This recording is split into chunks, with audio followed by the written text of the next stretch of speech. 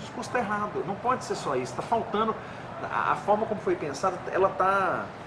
E aí, fala, mas então por que põe esse valor? Porque desse jeito, você põe um valor baixo, parece que a meta física é possível. Porque se eu tenho uma meta física de 2.000 e só tenho R$100 para cada um, eu falo, não, então ele custa R$100, porque aí parece que eu cumpro a meta física. Mas eu preciso atrair mais força financeira, eu preciso atrair mais força humana, eu preciso atrair mais disponibilidade e experiências aqui para dentro. Pelo menos é a minha crença. O que a gente tem visto e que chama muita atenção é que alguns instrumentos que aparentemente eram essenciais à manutenção e crescimento do IDEB, né, sofreram uma redução aí nessa transição, né, nessa mudança de gestão.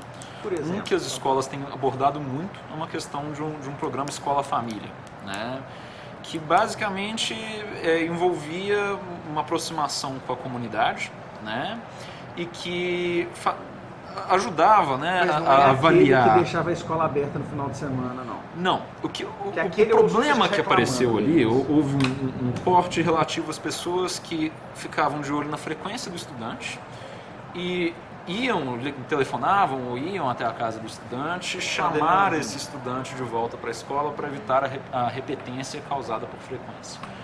E esse foi um programa, por exemplo, que sofreu redução de investimento esse ano e que dentro das escolas, a gente fazendo visitas às escolas, a gente já teve esse retorno, né?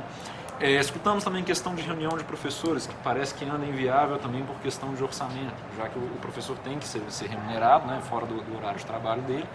Então, já que não tem como remunerar, não se faz a reunião. Então, como é que, mesmo que você tenha uma gestão boa, né, como é que você gera uma equipe que você não reúne? Você tem uma condição boa de gestão e não tem gestão, né? Exato. Então, tem alguns desses pontos que a interlocução, né, com as pessoas dentro das escolas, com os diretores de escola, já tem apontado direcionamento para a gente. Agora, tem um segundo ponto que tem sido pauta nossa, a gente já conduziu algumas conversas aqui dentro da Câmara, né, e que tem sido uma pauta importante para a gente, que é a pauta da transparência na educação. E isso eu acho que é algo que vocês podem nos ajudar muito, porque o que pega para a gente é que a informação não é clara. Então, quando a gente vai dizer assim, vamos então fazer uma proposta orçamentária, tá, mas aí eu abro o orçamento e diz lá para mim assim, tantos milhões foram gastos com o programa, por exemplo, da escola integrada. Joia, como? Onde? Com quem? Com quantos alunos? Na Câmara aqui, escutei de uma representante da Prefeitura que isso estava disponível no portal da transparência. Não Dei o benefício da dúvida, fui ao portal da transparência. Os programas de educação do portal da transparência são relativos ao primeiro governo Lacerda. Você quer ver uma coisa impressionante? Ninguém consegue lhe dar o custo aluno do ensino fundamental em Belo Horizonte. Ninguém consegue.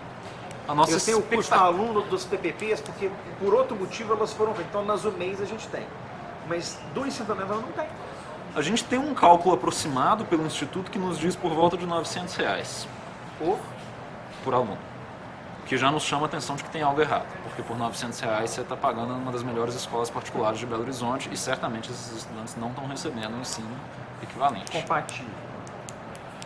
Mas quer dizer, como é que eu faço uma avaliação de programa de governo quando os programas de governo que são publicados pela Prefeitura são programas da primeira gestão Lacerda? Quer dizer, sem a transparência é inviável, até mesmo, né, uma sugestão orçamentária, vamos gastar mais com esse programa que é mais importante. O jeito que eu tenho de descobrir qual programa existe ou não é indo na escola perguntando para o diretor, esse programa aqui está acontecendo? Né? E daí eu não sei, me parece que vocês têm alguns recursos como vereadores de fazer pedido de informação. Exato. Então assim, essa é uma das coisas. Falei, Matheus, nós estamos precisando de informação sobre isso. É só você me pontuar o que é para a gente entender e a gente faz o pedido de informação. Interessante. Para a gente entender para que nós vamos usar esse dado.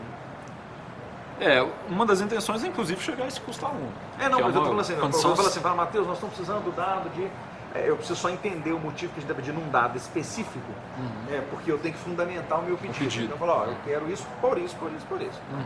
Mas isso é uma coisa que a gente pode fazer tranquilamente. E o nosso histórico de resposta da prefeitura é satisfatório. A prefeitura até hoje respondeu tudo que a gente precisou. Às vezes a resposta é que não agrada, mas ela responde. Não agrada, às vezes você fala, mas não é possível que é isso. É isso aí que nós vamos fazer. Eu fiz alguns pedidos muito básicos pelo portal da transparência, né, pela lei de acesso à informação. Pela LOA foram atendidos ou não? Não recebi resposta até então. Que eram coisas muito básicas, do tipo de quais são os programas. Isso tem 3 semanas, mais ou menos. Porque por lei tem 30 dias, né? Se não responder, tem repercussão legal. Mas são coisas muito básicas, como, por exemplo, quais são os programas da prefeitura que estão em vigência. Né? Eu acho que é um pedido razoável, simples e fácil de ser respondido. Nós estamos aguardando o retorno aí. Imagino que talvez vocês consigam mais agilidade, nesse ponto, mais tranquilidade. O que vocês precisarem, é só questão de pontuar. Se precisar de alguma coisa, ou Laura ou o Vitor vão sentar para entender tecnicamente o que nós estamos buscando, com qual utilidade, e a gente faz. Não tem problema nenhum. E no mais, assim, o que está guiando o nosso trabalho é pensar no PNE. Né? A nossa pauta é cumprir o PNE. Tem pautas que aparentemente serão cumpridas, né? Dentro das 20 tentas lá, né? E tem coisa aí que a gente percebe que na realidade é inviável. Se pegar esse dado, por exemplo, de matrícula de ensino técnico associado, isso aqui não vai chegar. Esquece, né? Não vai chegar. A menor possibilidade. Então, é um pouco isso. A ideia seria pautar um pouco mais esses assuntos, trazer essa discussão e ver realmente como que isso aqui pode começar a ser trabalhado. É assim. Essa queda de matrículas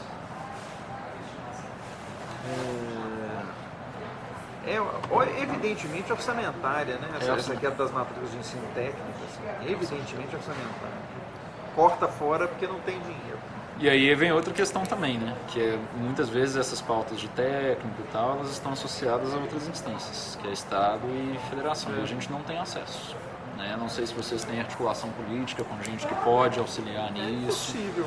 Porque para nós é fora de alcance, né? A gente não tem, nesse momento a gente está abrindo conversa com vocês aqui da Câmara e a gente não tem perspectiva ainda de quando que a gente vai começar a abrir uma conversa a nível estadual, por exemplo. Né? Nós não temos nomes em que pensar nesse momento para... O duro do estadual esse ano é que como a estrutura estadual está preparada para a eleição do ano que vem. Então, assim, fechando esse ano, eles entram em ano eleitoral. E ano eleitoral é um ano de tumulto. Porque normalmente, se fosse no começo, você falava, a gente consegue os dados. No começo do ano eu já não sei. Porque você pede um dado, o cara já acha que você está pedindo dado. Para você fazer o uso na campanha eleitoral vai começar daí a 6 meses. O cara não quer te dar um dado. Então, eu acho que nós vamos ter um ano difícil para conseguir os dados ano que vem na esfera estadual. Mas vamos ver, dependendo do que vocês precisarem, você nos fala, a gente vai caminhando. Fica a porta aberta. Legal. A Gilza que cuida sempre de relação institucional, então o que você precisar é só entrar em contato com ela. E vamos caminhando. Se vocês acharem, quiser montar uma primeira lista de informações que vocês querem, a gente marca aqui, vocês já sentam direto com o pessoal técnico, a gente vai avançando. Tem.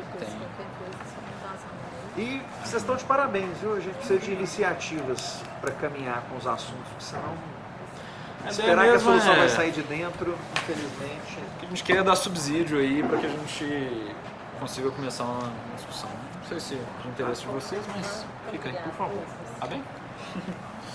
Obrigado aí então pelo seu tempo. Obrigado. E vamos ver se a gente consegue. Você chegou na proposta como? De onde é que vocês se conhecem? Como é que... Do Daniel? Eu fui empregado dele, fui diretor de uma das unidades da colégia. Qual das unidades? Integral.